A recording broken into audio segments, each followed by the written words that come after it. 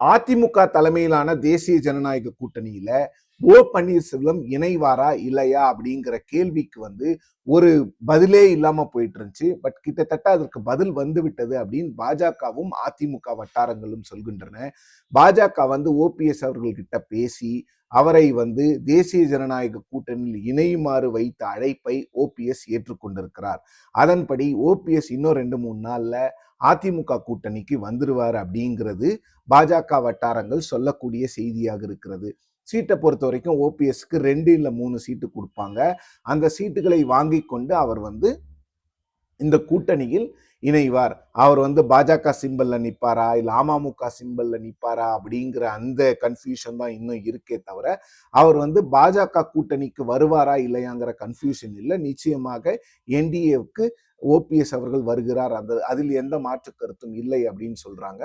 OPS அவர்களும் கிட்டத்தட்ட முதல்ல என்டிஏ கூட்டணியில ஏடிஎம்கே இணைஞ்ச பிறகு முதல்ல வெளியில வந்த தலைவர்னு பாத்தீங்கன்னா ஓபிஎஸ் அவர்கள் தான்.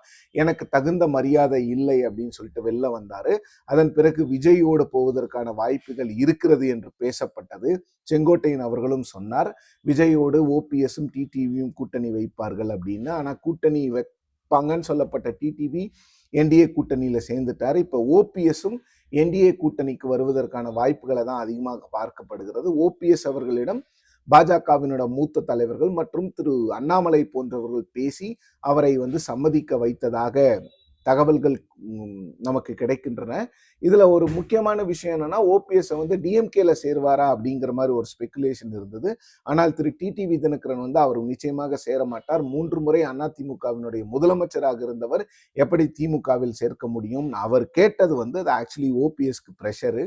ஓபிஎஸ் அந்த பக்கம் போக விடாம இருக்கிறதுக்காக தான் இந்த விஷயங்களை பாஜகவும் தினகரன் போன்ற தலைவர்களும் செய்தார்கள். இப்போ ஓபிஎஸ் அதிமுக தலைமையிலான தேசிய ஜனநாயக கூட்டணியில் தான் இருக்க போகிறார் அப்படிங்கிறதுல எந்த ஒரு சந்தேகமும் இல்லை என்பது தெளிவாகி இருக்கிறது.